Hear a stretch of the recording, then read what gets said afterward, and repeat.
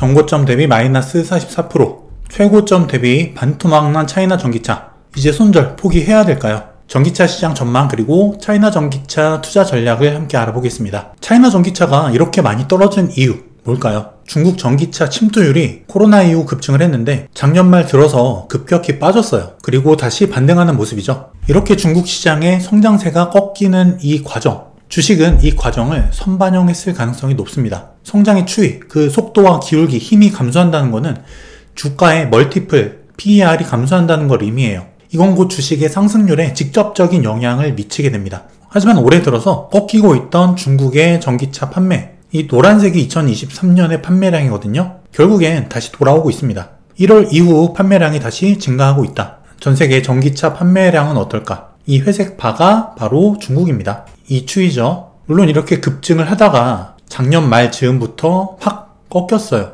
하지만 다시 증가하고 있다. 판매 급감 후에 재상승했지만 어쨌든 여전히 높은 상태임은 변함이 없다는 거죠. 그럼 각 업체별 시장 점유율 추이는 어떨까? 이 파란색, 이게 바로 비아디입니다. 그리고 이 주황색 선이 바로 테슬라예요. 테슬라가 기존에 앞서 있다가 작년 22년부터 역전을 했죠, 비아디가. 하지만 최근에 중국 전기차 판매 부진, 그리고 테슬라의 가격이나 정책으로 인해서 매출이 많이 늘어났죠. 시장 점유율이 올라가면서 비아디에서 다시 테슬라로 주도권이 넘어가고 있는 그런 모양새예요. 그렇다고 테슬라가 승자냐? 그건 또 아닙니다. 일단 먼저 중국 전기차 관련 주요 기업 그리고 차이나 전기차에 포함된 주요 종목들을 몇 가지 볼게요. 먼저 비아디, 핵심 지지 라인. 지난번 영상에서 제가 이 구간을 말씀드렸는데 깼다가 바로 빼죠. 휩쏩니다. 가짜 상승이었죠.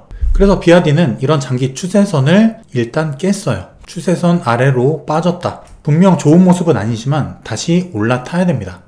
하지만 장기적인 그 조정의 모습을 살펴보자면 최근 모습을 좀 확대까지 해볼게요. 조정이 끝나고 다시 상승으로 나아가는 그 과정으로 볼 수 있다는 거예요. 그리고 일단 이 상단 추세선을 뚫었죠.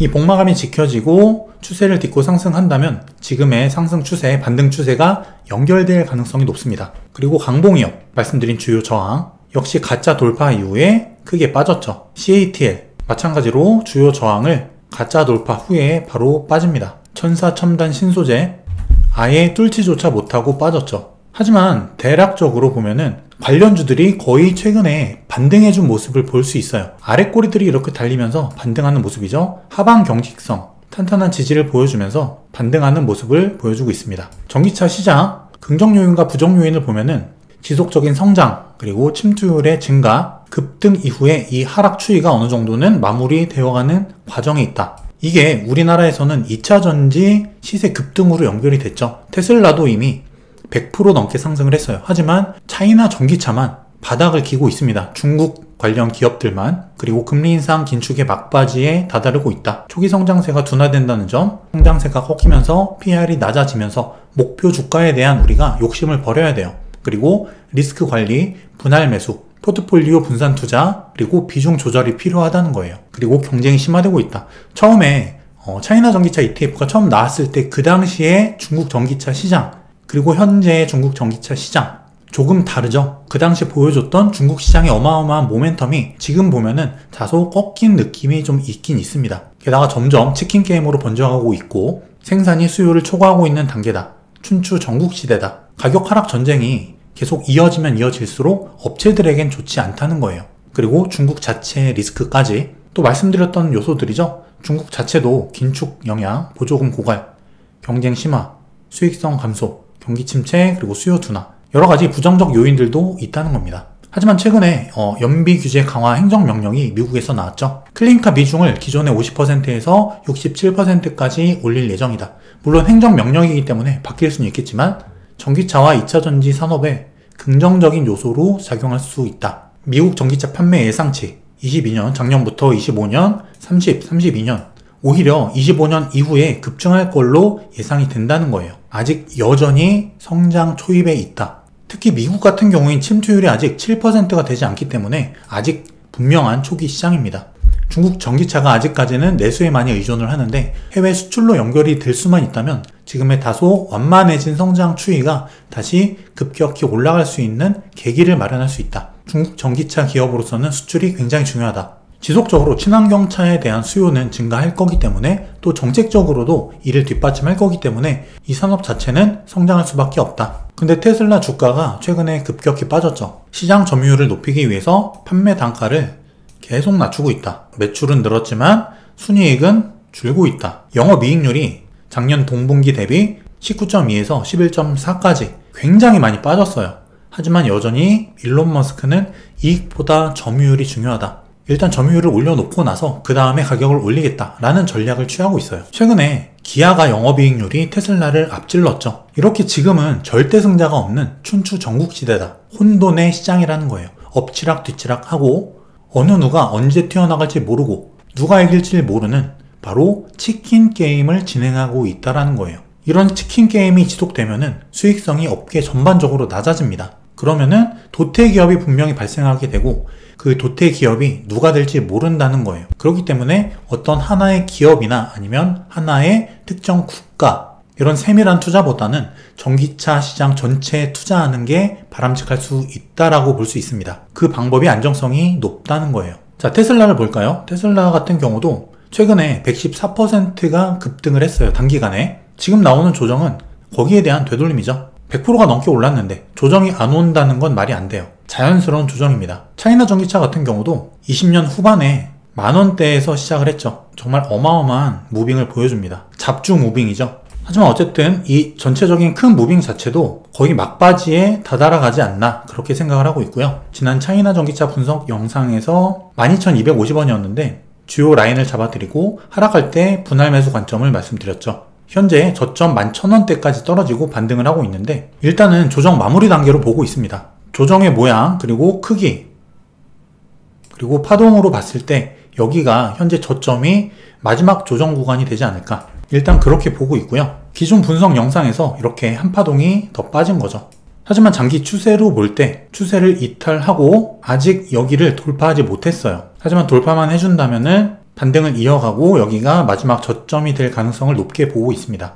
여기서 우리가 중요하게 생각해야 될 가격이 있는데 바로 시가예요. 대략 만원이라고 얘기를 할게요. 이 만원대 구간은 우리가 혹시 이 가격까지 깨고 떨어진다면 리스크 관리를 해야 되는 구간이에요. 이 만원은 굉장히 중요한 의미를 지니기 때문에 여기가 오지 않을 거라고 생각은 하지만 혹시 오게 된다면 그리고 아래로 깨게 된다면 여기는 리스크 관리가 필요한 구간이다. 자, 차이나 전기차 투자 전략을 정리해 보겠습니다. 지금은 전기차 춘추 전국 시대. 예전에 중국 전기차가 독보적으로 나가던 그 시기와는 다소 느낌이 다르다는 거예요. 독보적인 성장세보다는 다 같이 협력하고 경쟁하면서 다 같이 끌고 가는 그런 느낌이죠. 하지만 전기차 시장 자체는 여전히 성장 중이다. 하지만 이 기울기, 성장의 가파른 기울기는 다소 꺾이고 있다는 거죠. 이 성장 기울기 감소 부분은 주가에 직접적인 영향이 있다. 하지만 전기차 산업, 2차 전지 같은 경우는 성장주이기 때문에 지금의 긴축 완화 기조 분명히 수혜가 있다는 거예요. 그래서 이미 테슬라가 100% 국내 2차 전지주 어마어마하게 올랐죠. 중국 전기차만 못 올랐어요. 그래서 중국 시장 주의 깊게 지켜볼 필요가 있다. 그리고 성장의 추이는 좀 꺾였을지언정 아직 성장 초입에 있다. 중국 시장은. 그리고 말씀드렸듯이 성장세가 둔화됐다는 것은 PR이 낮아진 거기 때문에 주가에 영향이 있다. 목표 주가에 직접적인 영향이 있다는 거예요. 땡겨오는 미래의 이익이 감소하기 때문에.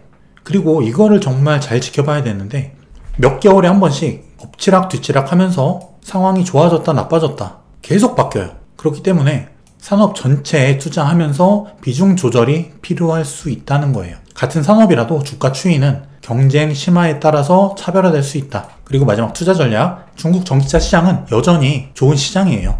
여전한 성장성을 갖고 있다. 하지만 목표 수익률은 낮추고 리스크는 관리를 하자. 이건 곧 분산 투자와 비중 조절이 되겠죠. 그리고 차이나 전기차 주가 자체만 놓고 보자면 일단 조정 마무리 단계로 보여집니다. 그리고 만약에 반등을 한다면 비중 조절과 사이클 매매 이게 필요할 수 있어요. 내가 중국 시장에 투자를 한다면 세밀한 타겟팅, 중국 업체들을 계속 지켜봐야 됩니다. 그냥 전기차가 성장하니까 보고 가는 게 아니라 중국 시장이 어떻게 바뀌는지, 누가 1위를 하고 있는지, 주요 기업들, 중국의 주요 전기차 기업들은 경쟁에서 어떻게 살아남고 있는지 이런 부분을 계속 체크해야 돼요. 세밀한 타겟팅을 하고 계속 지켜보던가 아니면 이게 귀찮으면 시장 전체에 투자를 하자. 그리고 비중 조절, 분산 투자를 하면 된다. 제가 머니앤클래스에서 한번 배워 평생 써먹는 손실 없는 주식 투자 클래스를 오픈을 했어요. 지금까지 제 강의를 들으셨던 분들의 후기를 보면은 굉장히 만족을 하셨고 많은 도움을 얻어가고 계세요.